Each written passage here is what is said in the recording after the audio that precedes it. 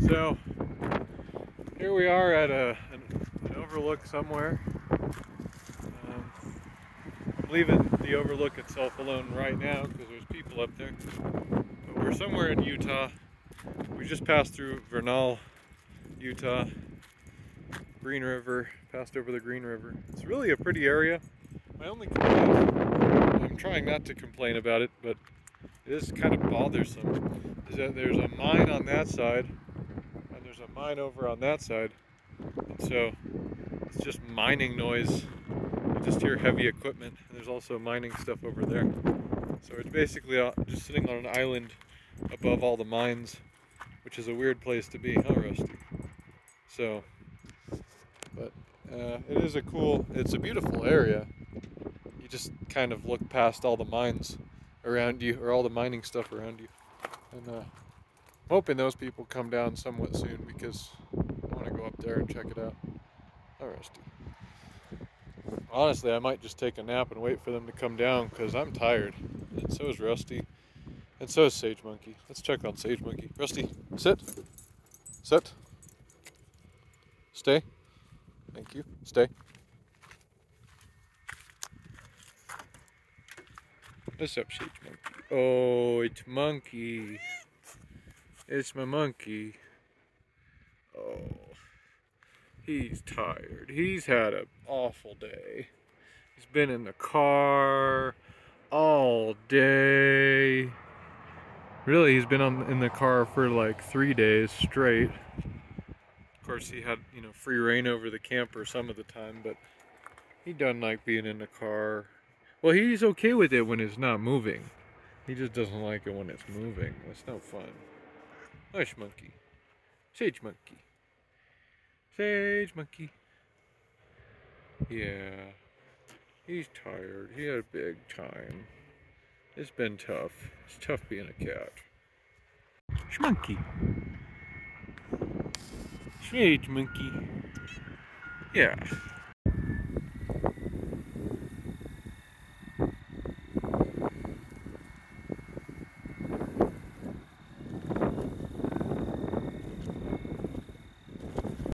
Here's another really neat overlook, close to that other one that I just filmed.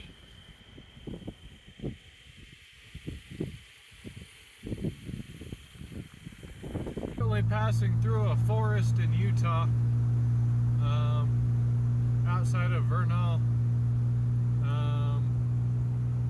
Yeah, I gotta travel through the night because this truck is having issues with vapor locking in the daytime when it's hot. So this is Flaming Gorge Dam.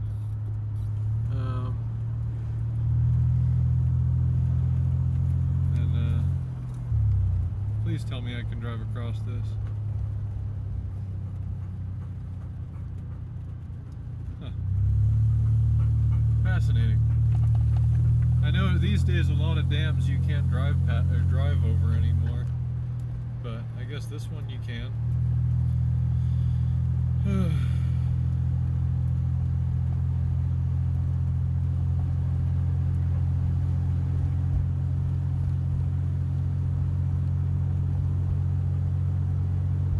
We are 5 hours and some minutes from Yellowstone.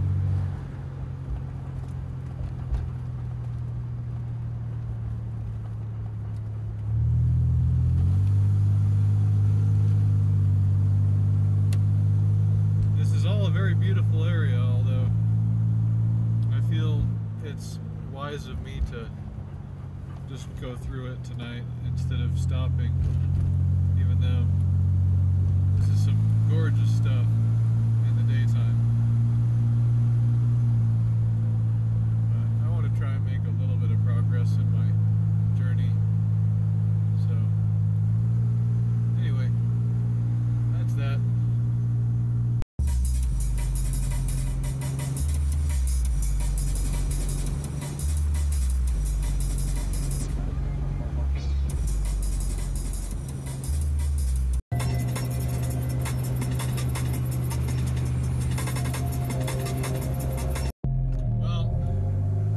Passed a totally non-ceremonious sign that just said entering Wyoming.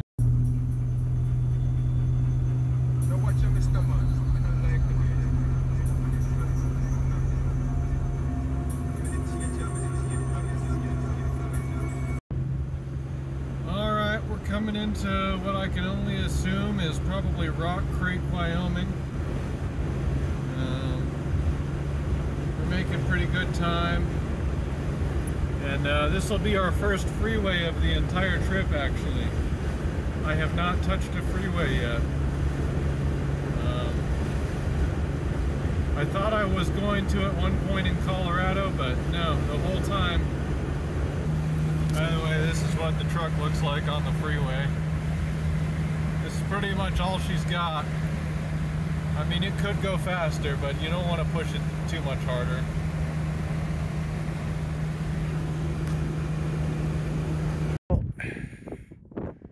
We are outside the town of Eden, Wyoming, and I decided I'm going to stop because I'm exhausted.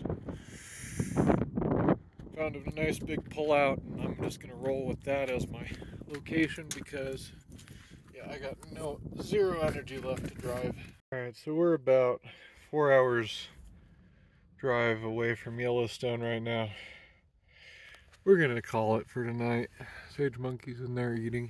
He managed to jump out pretty quick, but I caught him. He's escaped, I think, 3 or 4 times this trip. I want to get up kind of early and try to get a move on so that I can get to Yellowstone in the morning and then enjoy it during the day and then leave at night. That's kind of my overall objective, or stay there a couple days, but probably just enjoy it in the morning and then leave at night. That seems like the ideal way to do it. So anyway, we're here in Eden, Wyoming, and I'm gonna take a nap.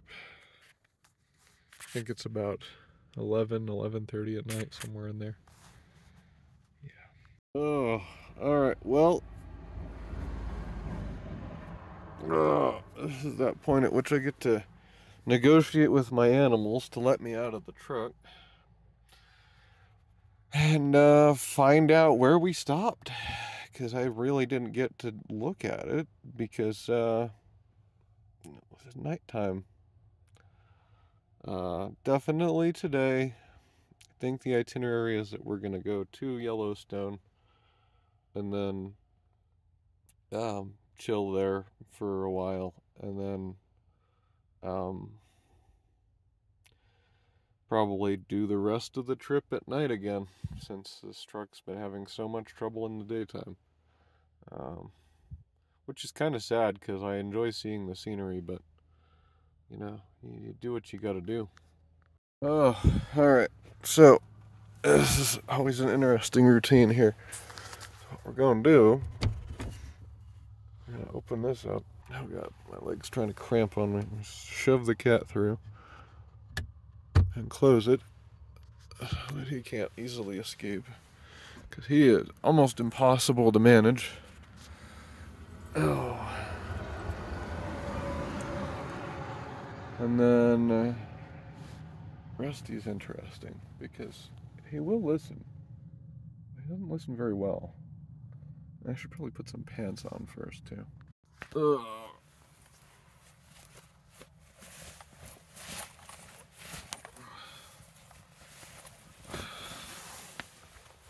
Ugh. So one thing I will say about the current, the only sensory thing I have to go off of right now is it's nice and cold in here. This thing ain't insulated at all, so that's a good sign. Cold is good for me on this trip because the truck cannot handle heat very well. As soon as it gets hot, the truck starts to die on me. So anyway, Rusty, hey, come on. You gotta come over here. I don't trust you to be right by the door. Alright, move back. I'll trade you spots. Alright. Moment of truth, folks. Open up the thing and find out where we are. Oh, okay. Well, it's not as neat as what I thought, but it's not that dissimilar from what I was thinking either.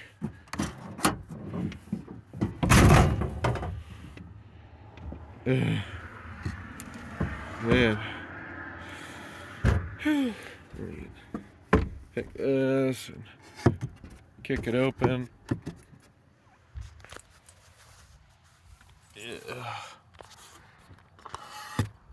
Oh, man. Yep. Sagebrush steppe. Well, yeah, not a whole lot of sagebrush in this area, but this is pretty much what the middle of the United States looks like anyway, or Midwest or whatever. Oh, man. Let's get out. So we can give her a good look. These things. That's the view that way. Rusty, stay. The town is over there. And this is a panorama. So, not a whole lot of anything out here. It's a big journey. There's a little side road here too. Huh, fascinating. Little tiny hill thing over there. See, unlike New Mexico, actually there are some light highlights of mountains or outlines of mountains over there. Just say, when you're in New Mexico, any place like this, you're going to see big mountains somewhere nearby, off in the distance at least, if not be in those mountains. Anyway, this is my mess. I'm going to take care of my animals and stuff. Alright, let's give her one last look at Eden, Wyoming before I head on down the road.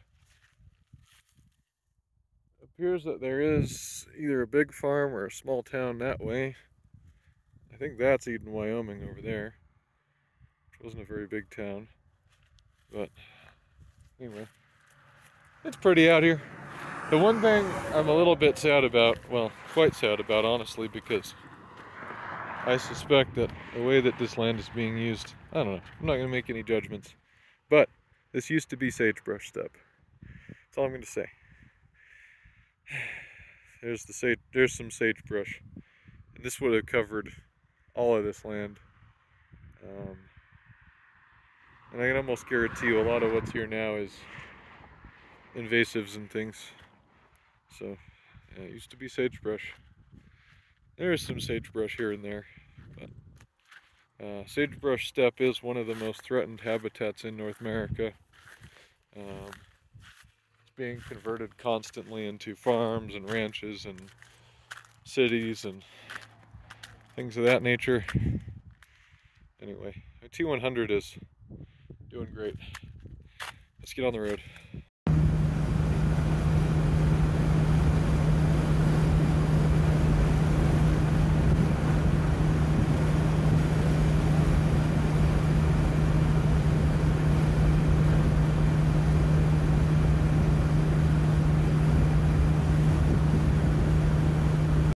That way there's a creek or river, and then this way, that's what it looks like. We're stopped right now because there's a one-lane road. They're probably doing some construction or something.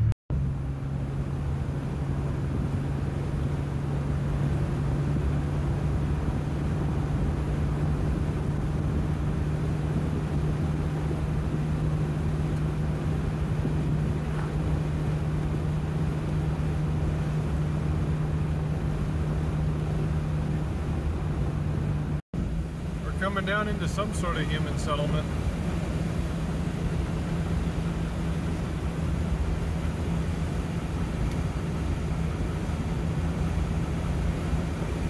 I think this might be Pinedale.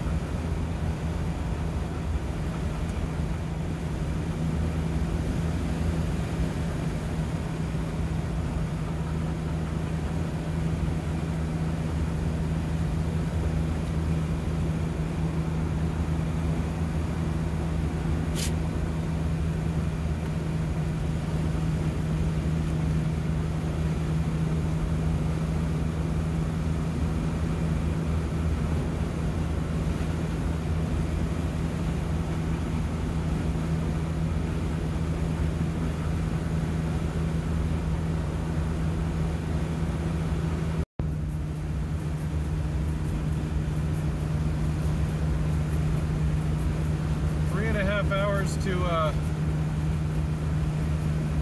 Yellowstone. Pinedale, Wyoming.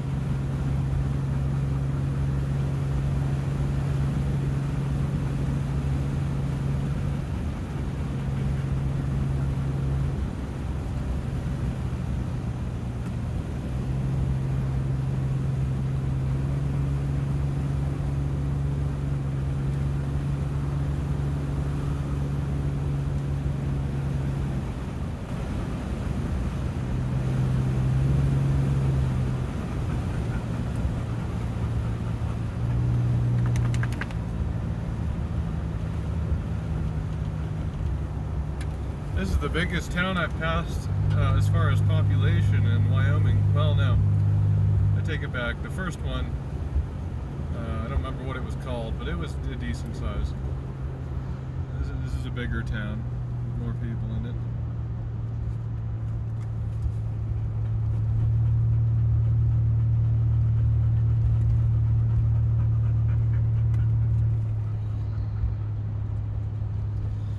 I want some sort of food.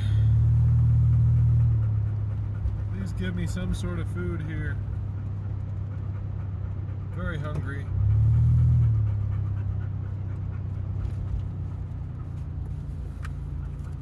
I'd like to go get some actual hot food.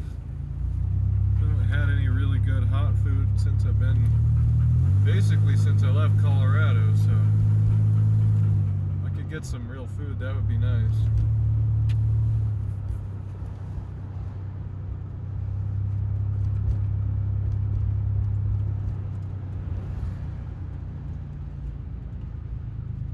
Heart and Soul Cafe. Sure, why not?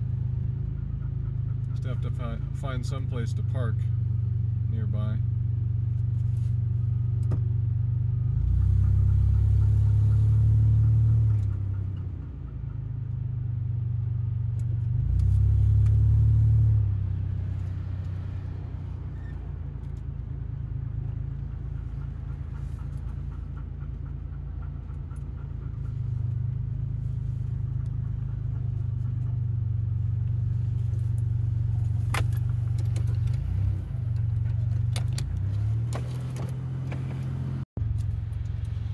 Alright, so we are in Pinedale, Wyoming.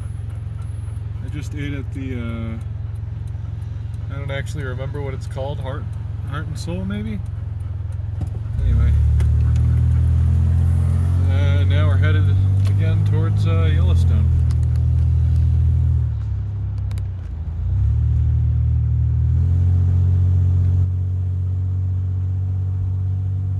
Of course, as I'm heading out of town and I already had breakfast, I see a whole bunch of other interesting restaurants, but oh well.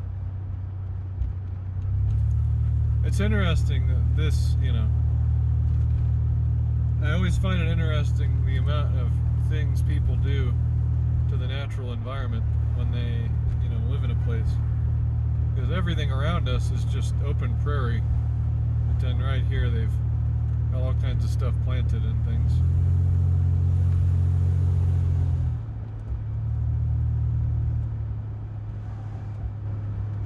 There's Pine Creek. Can't really see it, but anyway. A nice big park.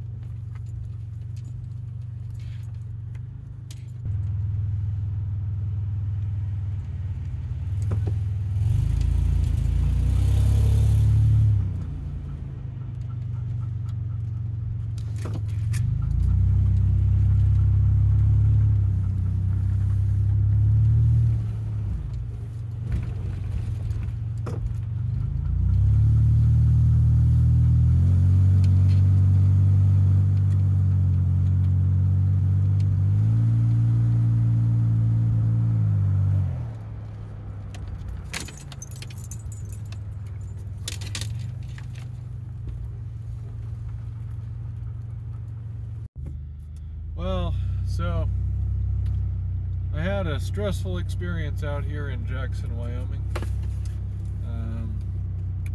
I'm not at this time in my life, at least, a millionaire or a billionaire, and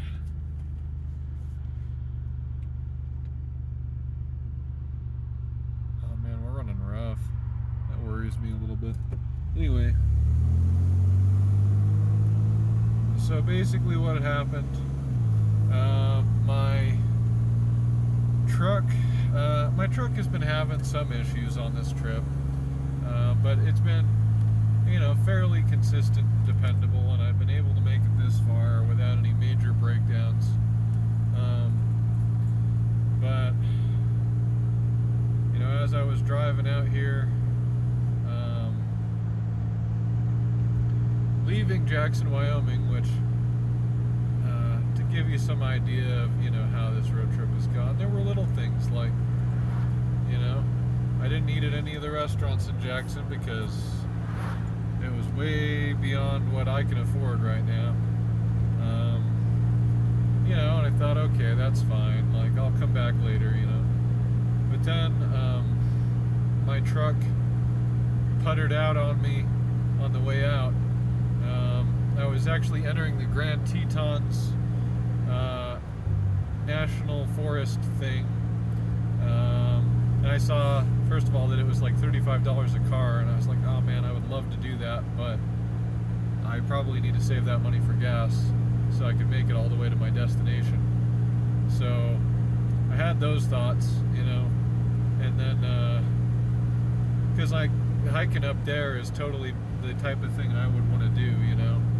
I'm probably also not that well set up for it. You know, I have my dog with me, and this is not a dog-friendly area at all.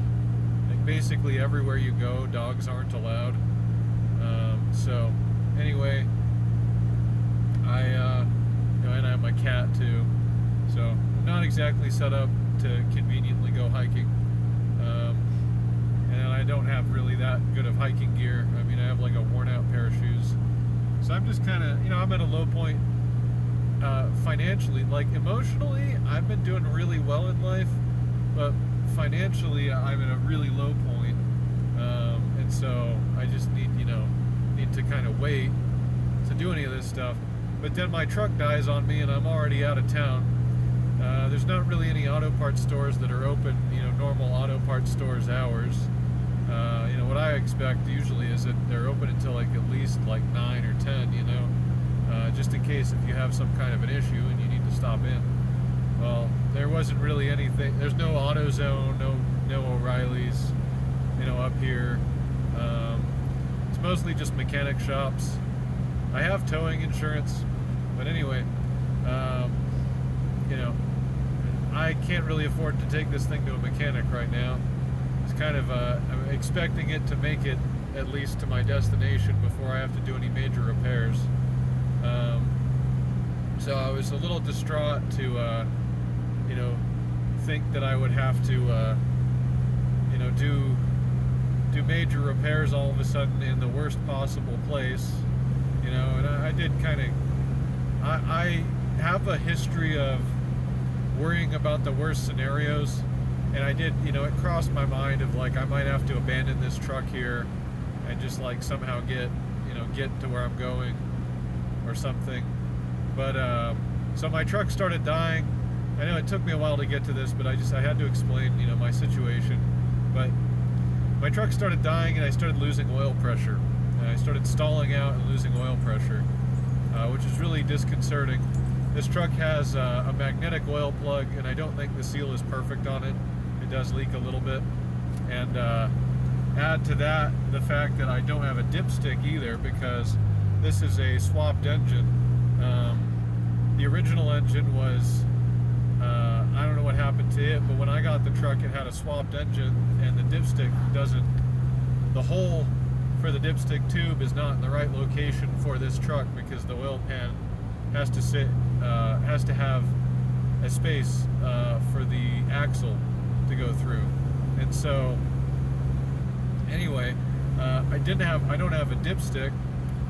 It's a great truck, you know, and all the issues I've ever had with it have been really minor things. But I think I ran low on oil. Anyway, I did just change it, but I had to get a ride from a Forest Service cop, which he was really nice. He just gave me a ride. We chatted, you know, and at first he was doing the cop, you know, interview you thing, but eventually it just turned into a regular conversation, and he took me to the Flat Creek Inn, where I bought 5 or 6 quarts of oil and a gas jug for $110, which just really gave me the feeling that I don't belong here. You know, it made me really feel like I'm not wealthy enough to be here. You know, like it's and it's really like, that's frustrating that one of the best, you know, national monuments in the country, you know, basically kind of it feels like it's rejecting me. I did have really good experiences, and I have to focus on those. You know, I went to a hot spring, and it's really been a nice trip. What the crap?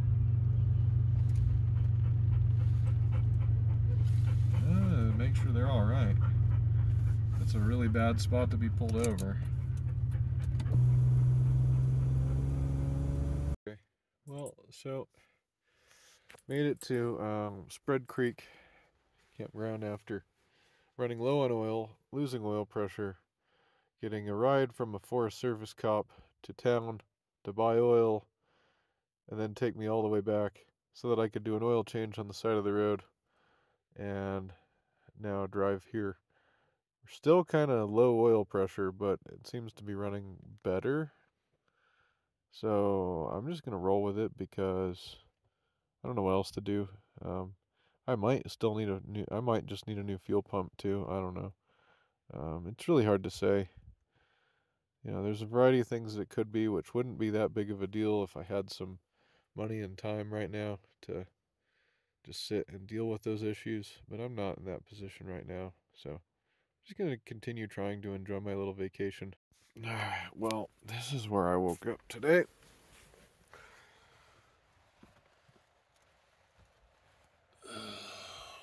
I think the view behind me is supposed to be even better, maybe. Alright, so this is where we are.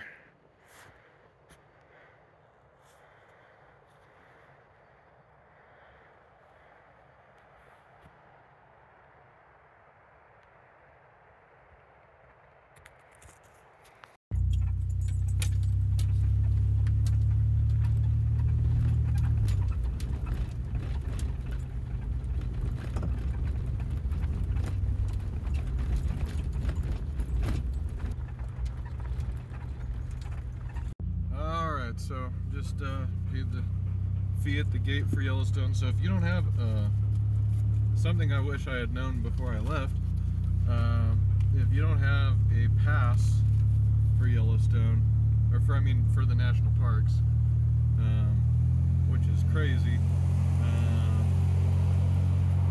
but basically it's actually cheaper if you're trying to go all the way through Yellowstone to just buy a pass for all the national parks for a year.